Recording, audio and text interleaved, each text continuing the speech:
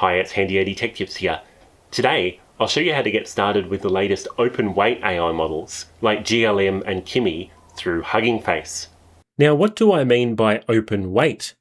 Well, a weight is a numeric parameter which describes how data is processed in an AI model. They control how a given input produces an output. Weights are almost like the secret sauce of the model, because when it's being trained, its weights are tuned, a bit like adjusting a knob on an audio mixing console in order to produce better outputs. Now, the weights of proprietary AI models, like GPT-5, Claude and Gemini, are not released publicly. This means that you can only use these models through API endpoints or chat interfaces owned by OpenAI, Anthropic and Google, respectively. You're locked into their subscription plans, and if they want to raise the price or change the terms and conditions, well, bad luck. On the other hand, if a model has open weights, it's available for anyone to use.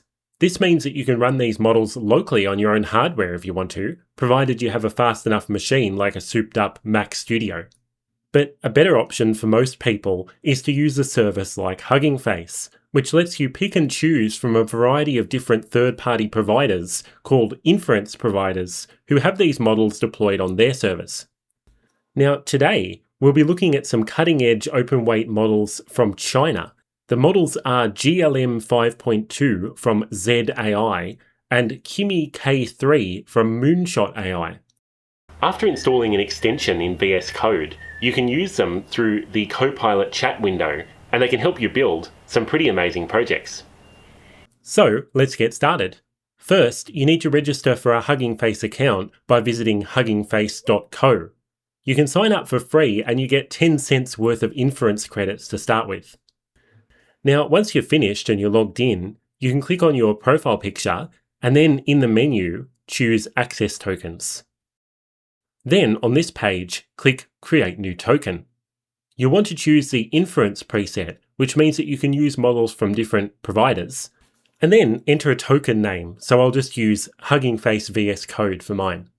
When you create the token, it will give you a long string of characters that you need to copy to the clipboard, and make sure to keep them private, because if somebody else gets your token, then they could use it to rack up some big bills. Okay, now open Visual Studio Code, which is our IDE that we'll be using, and then go into the Extensions tab. Now, we want to install a new extension, so search for Hugging Face, and then here we go. The first result is what we want, the Hugging Face provider for Github Copilot chat. So make sure it comes from a legitimate provider. See that little tick next to the huggingface.co URL? That means that it should be legitimate. So we'll install this extension. Once it's done, open the Copilot chat pane, and then click on the Model Selection menu down here and choose Manage Models. Now in this dialog, click the Add Models button at the top, and then for a provider, select Hugging Face. Now it will prompt you to enter your API key, which is the same thing as the access token that we got earlier, so paste that in and hit Enter. And then you should see a huge list of all the different models that are available.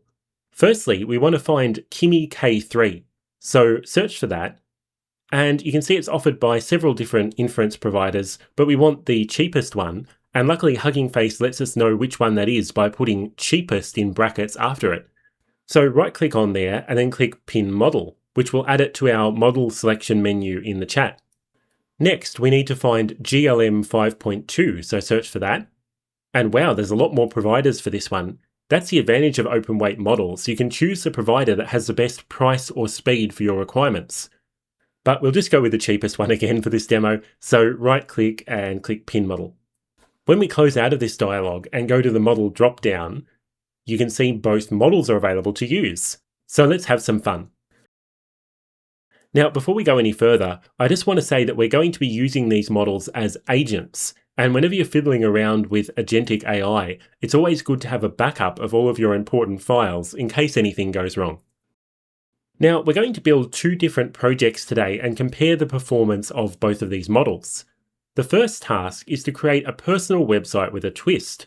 It should be in the style of a Windows 95 or 98 desktop. My prompt says that it should have icons for the different sections, so Home, Projects and About, which when clicked will show windows containing some sample information. The windows should have close buttons, title bars where they can be moved around the screen, and they should also be resizable. And I'll tell the agent that it can use React for this project. So firstly, let's see how the Kimi K3 model copes with this task.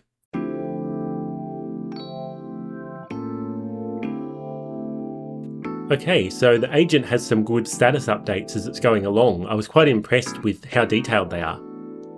And of course, you have to approve some terminal commands that the agent wants to run, but that's par for the course.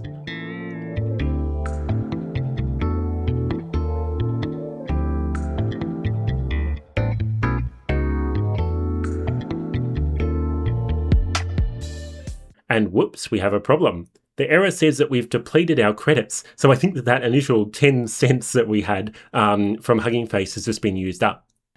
Luckily, Hugging Face lets you buy credits quite easily. So if you go to the billing page under settings, you can add some more credits. And I'll add $20, which should be more than enough for this demo. Then we can resume the process and see what happens.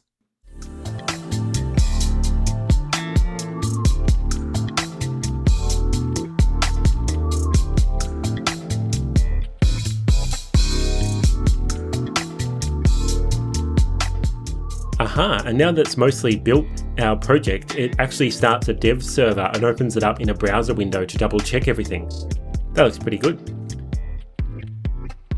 Okay, so the Kimi K3 agent has just finished, and it definitely produced a lot of code, so let's have a look at the website. We have a classic looking desktop, and it has a working clock in the corner. The start menu doesn't open, but that's okay. We don't really need that. And we have some icons on the desktop, so let's click on one. Oh, you actually need to double click, that's even more authentic. And there we go, a window on the desktop with some nicely written sample content in there, and you can kind of move it around. The menus aren't working either, but it can be resized from the corner.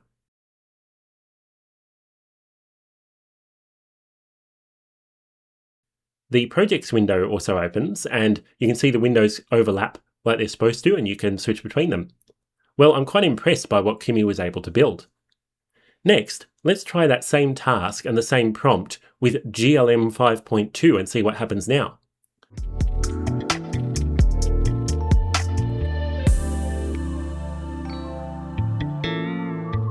One interesting thing to notice is that it has much more terse progress messages, which isn't necessarily a bad thing, but it's just, interesting to note. And for some reason, the agent kind of stopped midway through. So I'll ask it, are you going to continue with that? And then it does. And of course, it can open a browser preview so that it can test whether everything is working, just like Kimi did.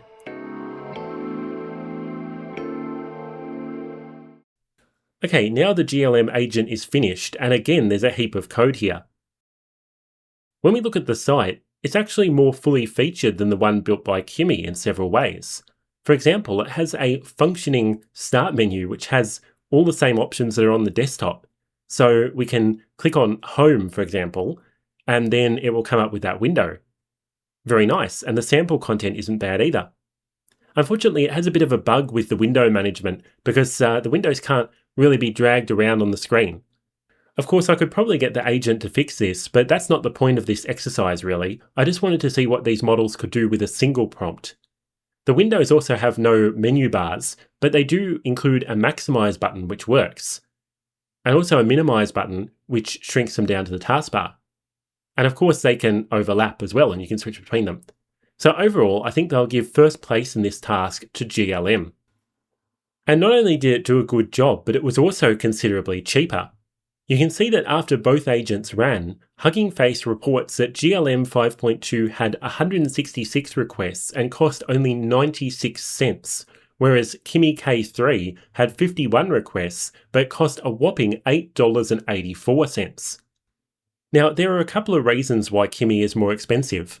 It has more parameters, 2.8 trillion compared to 753 billion for GLM, but it's also a brand new frontier model and it's not offered by many inference providers yet. You can see 6 providers are currently offering GLM, and Deep Infra is the cheapest at $2.40 per million output tokens, compared to just 2 providers that have Kimi, with both sitting at $15 per million output tokens. Now, more competition results in reduced costs usually, and that's one of the biggest advantages of open weight models.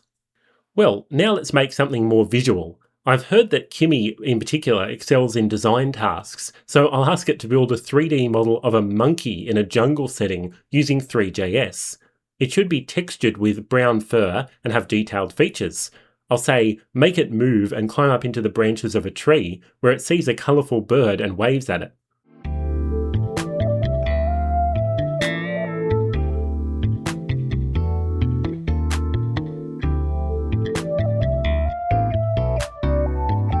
Great, so the Kimi agent is done, and here's what it produced. Now, if we look at the animation in a browser, we have something that looks actually a bit like a teddy bear, not so much like a monkey, but that's okay. So it climbs up the tree, not too convincingly with those movements, I might say, and then it almost teleports through the leaves of the tree and meets up with the bird. Now, the cool thing about this scene is that it's interactive, so you can rotate it around with your mouse and also zoom in and out with the mouse wheel. Not too bad, except the the monkey, stops waving after a while, and it's half hidden by the tree. Also, the scenery isn't really a rainforest, it's more like a park. Okay, so that's Kimi K3's attempt, but what will GLM-5.2 produce for that same prompt?